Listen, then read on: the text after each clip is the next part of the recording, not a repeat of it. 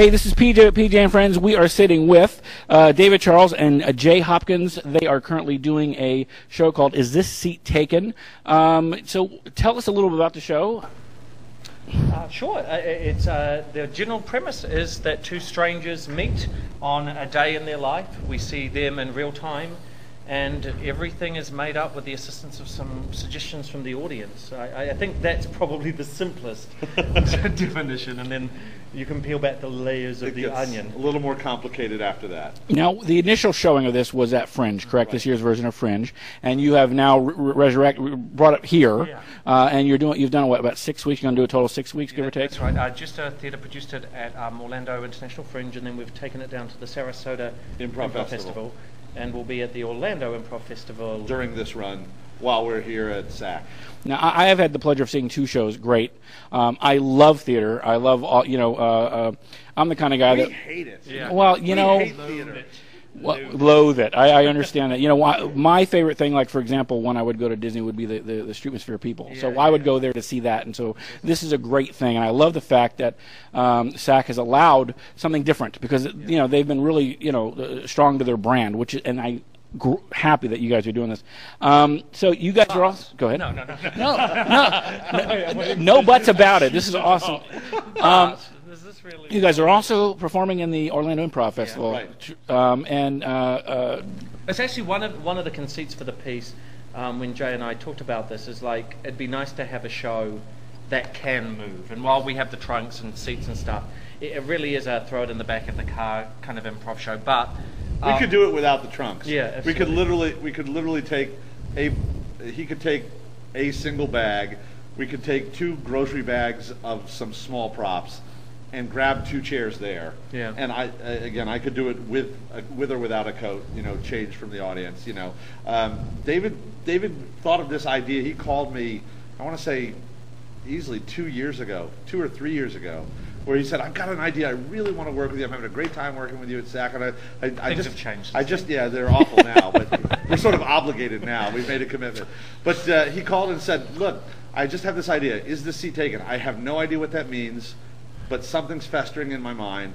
And I put it on, I have a production board at home of all the different shows that I want to do in the future. And I put that up there. And then the time came where Fringe was up and we're like, yeah, he was interested in doing the show and not necessarily doing so much of the production work. And Jester Theatre loves producing, and that's part of what Jester Theatre is interested in doing, is exploring, creating, and producing comedy in all its forms. So, and we should be your tagline. It is, believe it or not. Oh, really? It is.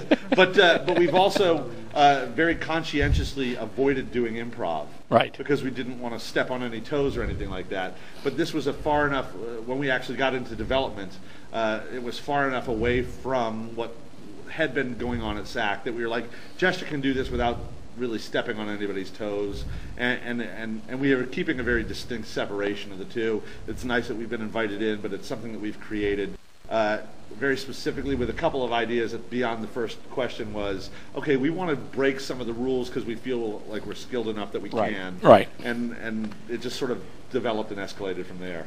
I, on the other hand, have been stepping on toes. I've done kind of what I consider bigger scale improv shows with Foreplay, the improvised musical, and Lost Comedies of William Shakespeare. And these shows that I love, but that can't be thrown into a truck or a car. Murder We Wrote. Yeah. It's impossible to do anywhere but at your college. So part of what attracted me to this was the idea of stripping it down to its basics, but hopefully presenting something that feels a little more theatrical than maybe the average improv show. Hopefully. That tends to be the biggest problem with improv, is a lot of people think improv goes 2 ways more often than not. It's either bad and then everybody thinks all improv is bad, or they think it's good but it's only good because it's funny, wacky, short form stuff. And I've been teaching improv for a long time, and improv is a tool for acting, and acting is a tool for improv. And a lot of people don't understand that improv can and should be used to be more theatrical, and that was one of our really goals with this show. So come see the show and see a couple of tools.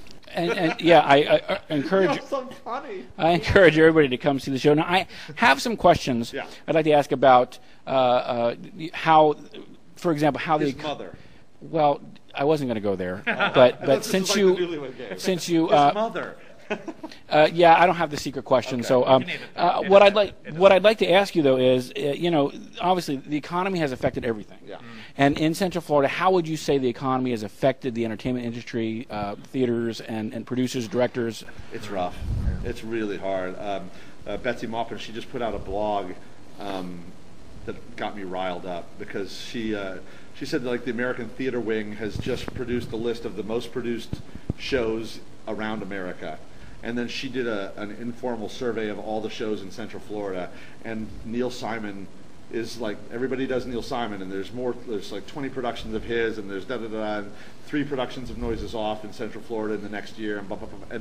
And she's got into that kind of, not a rant, but kind of like a shame on you for not trying new stuff. And then people started riling in. It's like, you can't do new stuff because the audiences won't come. The audiences will pay money for the things that they're comfortable with. Right. So it's that really ugly balance. I mean, I would love to go out there and do nothing but new shows all the time, but there's no audience for it. There's no financial support for that under any. I mean, we were driving here tonight, and there's a giant flag over there for the Dr. Phillips Center, which I'm assuming is going to be the new arts center, which of course is not going to accommodate any of the local theater companies here. It's going to be a big 300-seat plus or larger space that's going to be replacing the Bob Carr. It's like, well, I can't use that, and so they're going to get the tours of Wedding Singer and Chitty Chitty Bang Bang. Right. Right. I'm really been based here for most of my adult life now, so in terms His accent's fake. Yeah, no, I just Well, having said that, you recently went back to New Zealand. When you came back, your accent was very strong. I got the chance to see you on stage, and you were, oh, that's where he's from. Yeah. No. I think there is a contraction everywhere, and both in terms of the risks people are willing to take. I was peddling some shows last year while I was on sabbatical, and it just isn't a climate for people to do new stuff. Yeah, speaking of There's mime going on. There's mime going on in the background. Is she Peddling. You know what? I will say though, PJ. Peddling. I will say this. Peddling To answer your shows. question, it's strange because we work at the theme parks too. Well, A little. You mainly do. Yeah. But when things get really tough, people always go. Entertainment is the last expendable that goes away. Right. So when the economy is really bad and people are losing jobs, they are still looking for entertainment, and it sticks around. So I mean, I don't get it, but it does. Well, no, I think it makes, to be a little philosophical, it makes entertainment almost more important. I mean, when you're getting isolated and things aren't working well financially, a place like SAC that is so committed to laughter, like Jester that's so committed to laughter. I think we really need that, and that's the irony. There's not as much money going into it, but I actually think the need for it is more heightened, and so suddenly you end up with fewer options. See, and that's one of the things I try to promote with the show is people will go out and spend $15 for the IMAX movie, and then they add popcorn to that, and you have a family of 4. Well, you've spent the rent going out, and I'm thinking, well, for that same amount of money or even less, you can see something at your local theater. Although Inception is excellent. Is there an Oscar buzz going on? Is that what we're talking about? Starting the buzz right here. So both of you have taught other performers, and can you, in your last couple of years, identify any people that we should be paying attention to, rising stars that you think that are someone to take note of? Oh, that's a loaded gun, man. I don't think anyone wants to go on file and go, I've got this one student, and because I teach at Rollins, and I think I'm privileged to work with some very talented students, but there's no quick road to success. And it's also how you define success. I think we have a lot of friends who are successful, who are making a living as an actor. And if you're in the industry, damn, is that successful? That your name may not be recognized by people, your face may not be on a billboard, but if you're, and I would argue that of any profession, if you're making your living doing what you love to do, then in my books that's successful. And I think the people I'm training, that's the kind of success I'm wishing for them. You can't create the next. No. Bette Midler was the name that came to mind. Robert Williams, whatever. The next Bette Midler. Yeah. Yes, she's talented. I've said time and time again, and it sounds cliche, but I really believe this. I really live this. Do what you love, the money will follow. It may not be the money you want, but you'll always have the money you need. You'll have a roof over your head, clothes on your back, and food in your belly. And I mean, and that was the philosophy of the show tonight, wasn't it? In a strange way. A little bit. I would say if you're looking for who's really talented, look for somebody who's passionate about what they're doing, and whatever they're doing will probably be worth watching and interesting. I think that's exciting in a community such as Orlando. We're in a unique community. You've got the theme parks that are providing kind of financial sustenance for a lot of actors in this area, but may not be providing the projects on a day-to-day basis that excite them. So they go out into the community and look for those projects. So I think, there are a lot of people that people should be keeping an eye on. I mean, there's John Dodonna is a director in town, and he works everywhere. He is one of the most passionate people we've ever met. Chase Padgett is touring his show that I co-wrote and directed with him. Mike Carr, sitting here right now, is one of these people that I've seen. No, sit down, Mike. Sit down. Sit down. Don't come on camera. No. I've seen him turn down work because he's interested in doing what he's doing. And it's that kind of focus that people should be watching for. Beth Marshall, as much as she's doing Fringe, has so many other things that she's interested in doing as well. I mean, and I don't know, 1/3 of the people in this arts community. So I mean, the people at Voci who have been doing their dance for years, and there's some Yow dance. I saw them at their local. I saw them at Fringe. From what I hear is amazing, and it's really about people who are passionate about what they're doing. And again, you may hate it, but you'll be interested, whatever that project is. And you made this. I was listening to you last week, and you made the interesting point of, if you go to a bad movie, you don't go, all movies are bad. And I think sometimes people aren't that patient with theatre. So that was you listening. Yeah, that was me. I have some notes to give you when we're off camera. But I think that's a really strong point that you've got to give theatre a chance. There are good plays and playwrights out there. There are average plays and playwrights out there. There are good actors out there. There are average actors out there. And that it's a very different market when you're in live theatre. That you're gonna so give it a chance. It's so strange that improv, for whatever reason, is held to the strangest of the standards. Because I mean, I know people who, like you said, will go see a play and they go, "Oh, well, that was just a bad production," but that doesn't mean they're never going to go to theater again. But I've met people who said, "Oh, I didn't care for that improv that night.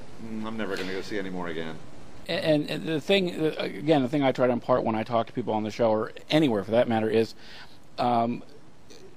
even the most scripted event is different each time you go and see it.